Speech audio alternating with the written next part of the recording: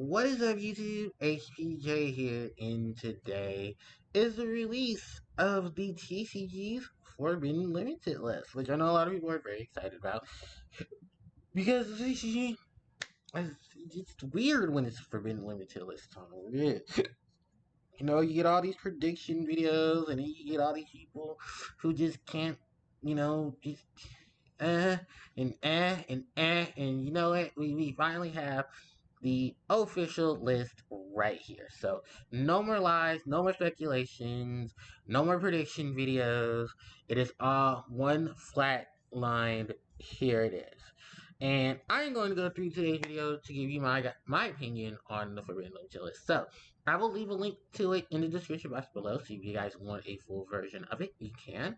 If you want the Clip Notes version, I'll also leave a link to the organization page, where they also just, went flat out straight through the Forbidden Limited list. So as you see, I have a lot of different tabs open because I'm going to be talking about the different cards that were hit on the Forbidden Limited list, whether it was being forbidden or not being forbidden.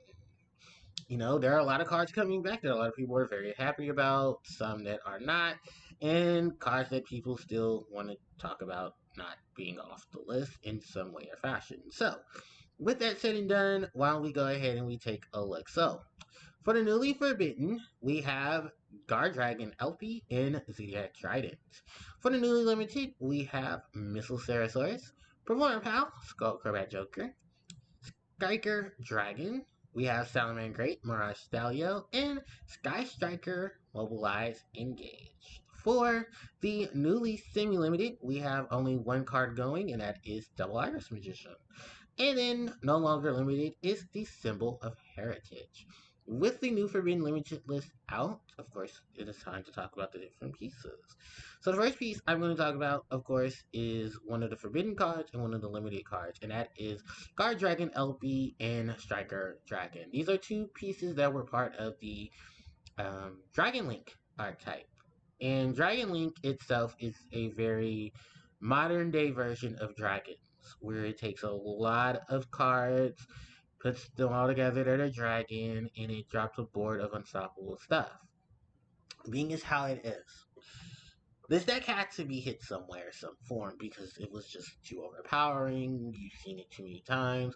And of course, I know that there are a lot of people who complain that there isn't enough variety, but then those are also the players that kind of make these decks still think. So, yeah, to see this hit, I wasn't shocked. I was actually more so it took long enough to hit LP, because they hit Atrapan a few months back, and like I said, I'm very surprised that this one lasted. So the only one left literally is Gatsby, the other one. That I think is light attribute, but has a dark color to it. Yeah, very odd choices here. But yeah, they hit it. And like I said, I'm not shocked, I'm not surprised. I thought they actually would both get hit simultaneously, but they still kind of need that monster to at least generate some type of options um, for Dragon Link. Dragon Link's not going to be as fast as it used to be because LP is forbidden and Striker Dragon's at 1, because Striker Dragon was a way to recover a lot of the pieces.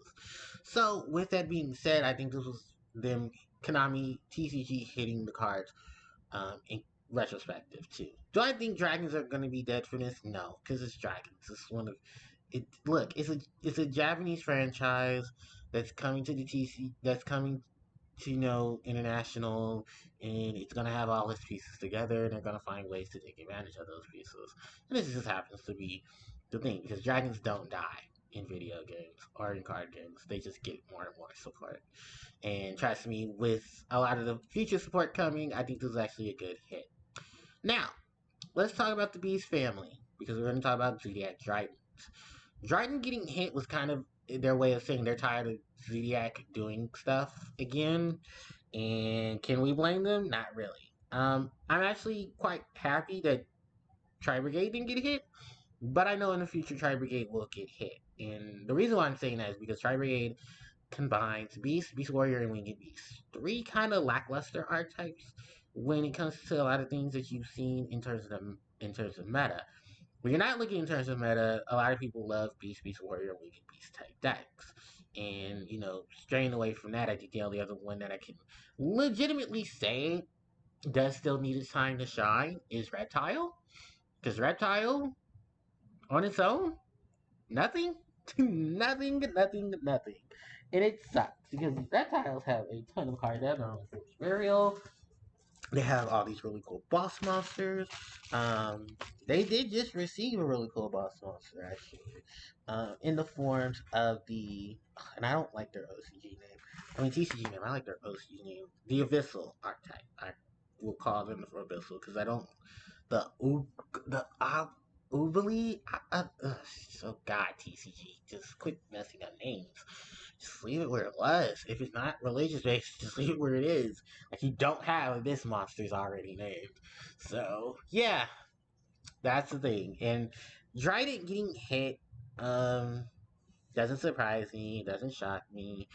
I knew this was gonna happen, and I'd RIP to Zoo because Zoo had a good running for another year and a half, and it did the best it could. It came back, it dominated, and then it got dominated. So yeah, I think at a point in time we knew this was gonna happen, and I think at this point now, just pick up the pieces, move on to another deck, or I don't know, because I don't think I can honestly see ZDX doing anything without Dryden. There is Zeus that's still running around. Could Zeus still be a factor? I mean, he can if he wants to. Sorry, I'm moving stuff around. But I think at a point, Dryden will be Dryden. And we'll always love Dryden for what she did. And for what she gave to the game, which was basically a rank 4 monster with quick play to get rid of cards on the field. That's a great way to disrupt combos. And whether you loved or hated her, she will always be a very memorable extra deck monster. So, alright. Also the fun fact that they banned Trident in OCG. Because they did not want to deal with her either. And they hit Tinky too. That was also crazy. And they hit Tinky in OCG. So, yeah. Alright, we're moving on. And we're going to talk about the next monster. This is Missile Ceratosaurus, who got hit to 1 on the TCG's Forbidden Limited list. Missile Ceratosaurus is a very offensive and defensive card for generic dinosaur decks. It was a defensive wall against your opponent's card effects by also being able to help special summon dragon dinosaur monsters from your deck. Being as how this monster is now limited, this is kind of just how it initially was before. But I also think a few other dinosaurs are also hitting the same process, but now they're just hitting this one because this one is just made more abusable than a lot of the other ones. And you still have to do a lot more stuff to get a lot of those cards working, as opposed to Missile who can just, I don't know, activate Foolish Burial, send it to the graveyard, trigger its effect in the grave, banish a lot of things. Or put it into your hand, discard it from your hand, then set up your graveyard. So, yeah, there's just a lot of things that had to happen with Missile Ceratosaurus. And as someone who played Dinosaur, Jesus Christ, because you keep integrating these things. The Dragon Dinosaur is still a thing. It's just that it rampaged because it knew it had ways to defend itself while it rampaged. And don't let that stop you from enjoying what Dinosaurs is, because Dinosaurs is still a really good deck. It is going to still see play, even with the one, monster. So, yeah, just be aware that dinosaurs are going to find other dinosaurs to help itself out with.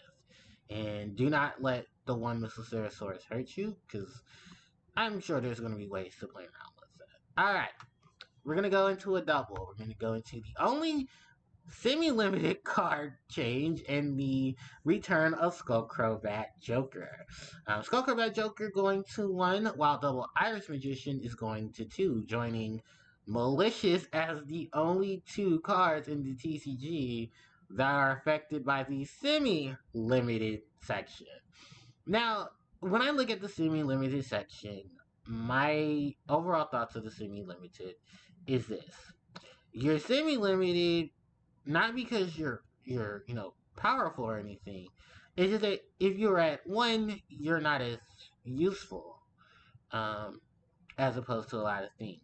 But if you're fully unlimited, you're gonna cause some issues. And I think at that point, that's where a lot of this is now straying from, is that people it's a very weird stray, but when you think about it, it's like, that kind of makes sense. As opposed to the fact that this is both of these are being affected by the list because they want people to play Pendulum, which would bump up the use of Doremi Chord. And Doremi Chord is the latest Pendulum archetype that a lot of people are, the people were happy to hear it come back because that was a good way of Pendulum. I'm also thinking of a lot of the newer support cards that are coming out that Pendulum will be taking advantage of in the shortcomings, because when you look at it, there is some Pendulum support coming.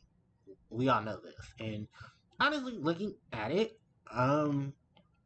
Skull Combat Joker, Double Iris Magician were only really at this point being added because those are just cards that were part of, Pendulum. And I'm not saying they're bad and I'm not saying they're broken. It was just, the fact that Skull Combat Joker was banned because of where the game state was at the time. It wasn't banned. Double Iris Magician was also in the factor of we oops and didn't think about a lot of the stuff still going on, so now we are, and we're trying to make up for that. So by bringing back Double Iris Magician and making it semi-limited and bringing back Skull Bad Joker, it's just them trying to say we need to promote the decks that we kind of slept on, and that was Perform Pal, which only is an extent of Odd Eyes, Pendulum Magician, and its own archetype.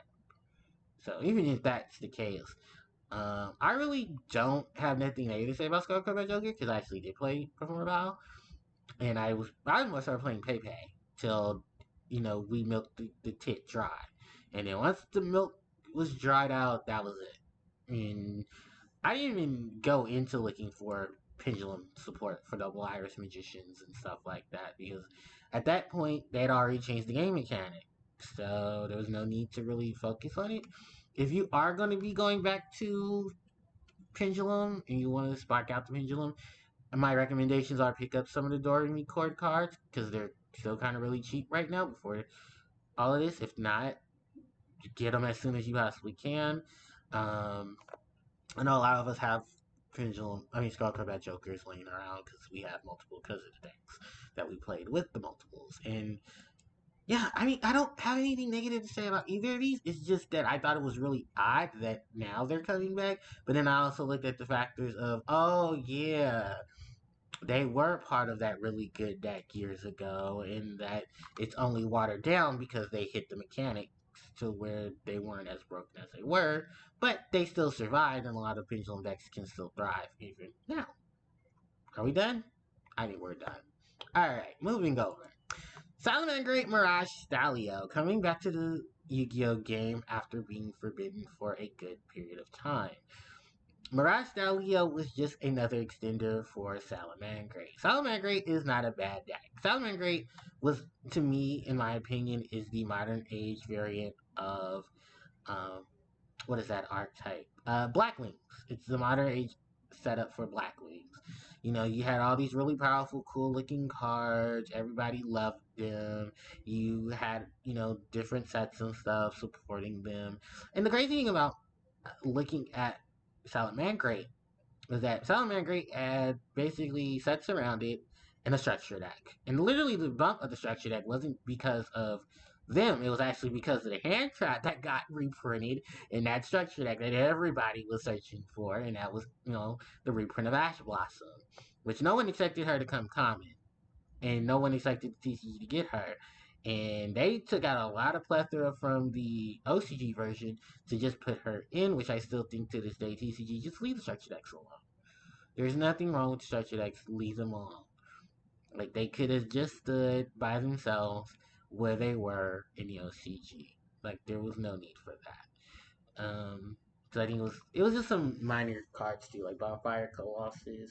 I think some other fire support cards. But yeah, no, Salamander didn't really need them. And thank God they got to go. and got replaced with some other cards that kind of didn't need to be used either, except for Inferno, because Inferno got reprinted, and Inferno is an extender, and Inferno is a good extender, if anything. So if you do want to just, play around with that scenario, go for it. The big change that we're going to take a look at, oh, excuse me, Sky Striker, Mobilize, Engage. This card yeah, it's at 1 now. It's going to be at 1.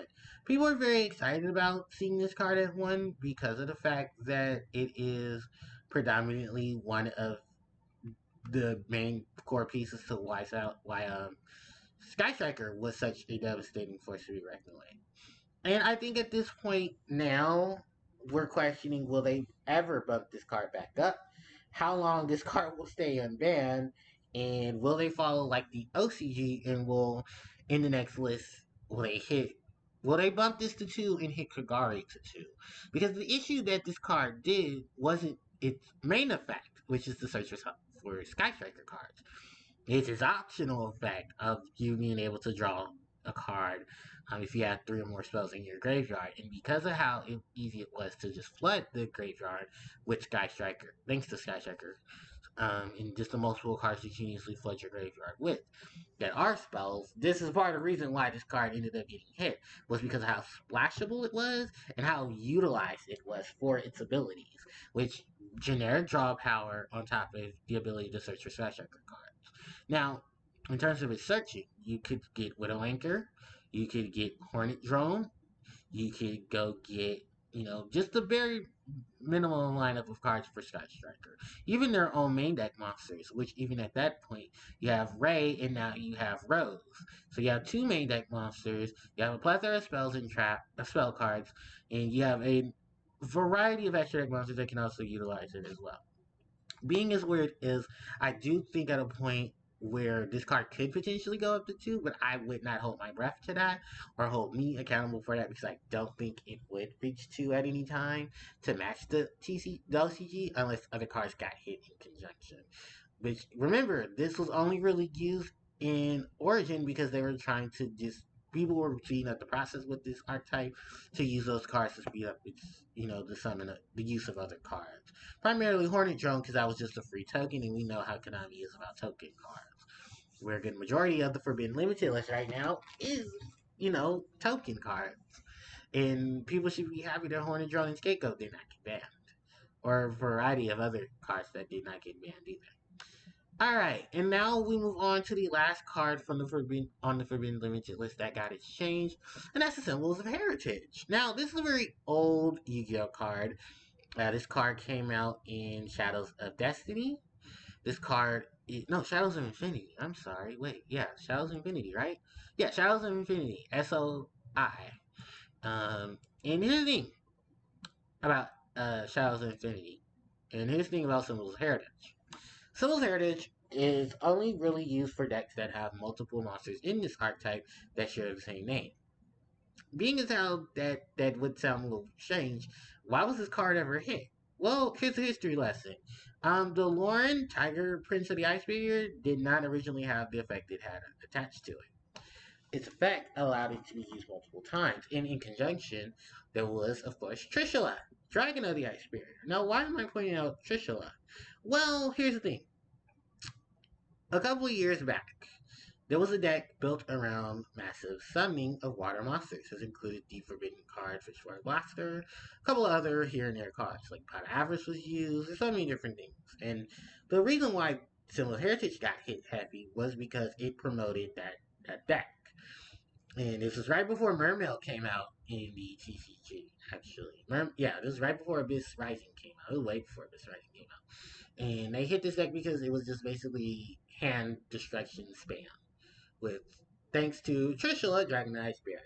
So where you could summon Trishula multiple times and Trishula would be able to banish out the hand completely, leaving your opponent to draw only one card and hope that that one card could suffice. Mind you, the field was full of cards that could do negation. So yeah, this definitely had to be hit, and in conjunction with a lot of the other ones. And now that a lot of them got errata and they're not as powerful as they used to be, Trishula's at one, Similar Heritage. Um, yeah, this is limited. No, not limited. This is at one. No, Trishula's at one. The Lauren got errata. So at this point, this is back. This is back and it's ready to go. Now, what could this be used in the current state of the game? Well, there are at least two archetypes I can definitely tell you can definitely use symbols of heritage. Um, and if you don't know what symbol of heritage is, I do have to actually read its effect. You only use this card if you have three monsters in your graveyard that have the same name. If you touch summon one of those monsters to the field and you equip the card to it. If the card is destroyed, you destroy the monster equipped to it. So basically, it's premature burial, but it's for monsters that share the same name. And I'm pretty sure you can think of two archetypes that definitely can take advantage of this because there are no other archetypes, I think, outside of maybe Blue Eyes or Dark Magician that have monsters that share the same name as it. And of course, that is Cyber Dragon for having monsters who are treated as Cyber Dragon while in the graveyard. And if you can take that phrase there, you know that Harpies are the other archetype that can take advantage of symbols of heritage because there are basically what? Nine various monsters, including the five that are Harpie Lady, that are targets for symbols of heritage. Actually, funny enough, in the structure deck for Lord of the Storm, they even pay mention to Symbols of Heritage as it's a way to help summon more Harpies from the graveyard to take advantage of the field spell, Harpie's Hunting Ground. So, yeah, this card's going to be a thing. And it's a very useful Exe Prima just because of its ability to get monsters back. I don't know how well it's going to be used. I don't know where the extent of its usage is going to be at that point, but some people are going to probably use this and try to make bank off of it as another extender. So do take advantage of it being an extender, if anything. So yeah, that pretty much just wraps up this video because I don't want to go any longer than it needs to be. So thank you guys so much for watching. I hope you guys enjoyed the video. Let me know what you guys think in the comment section about the Forbidden Limited list and what things you like to see. I think that most people are still upset that there's not multiple Call by the Graves, which that has nothing to do with me. And look, I got my duster back to exchange for this. Whatever. It is what it is. So, yeah.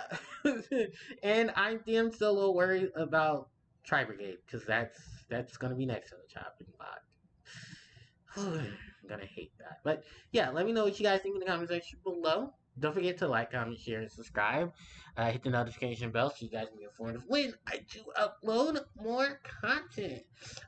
Also, social media links are in the description box below. So if you guys want to interact with me on social media, whether it's Twitter, Instagram, and stuff like that, you definitely can. And of course, the Patreon if you guys want to help support the channel, and it'd be great if you could. You don't have to; it's up to you. But yeah, that wraps up the video. Thank you guys so much for watching, and I definitely will catch you all next time. HPJ signing out. Take care.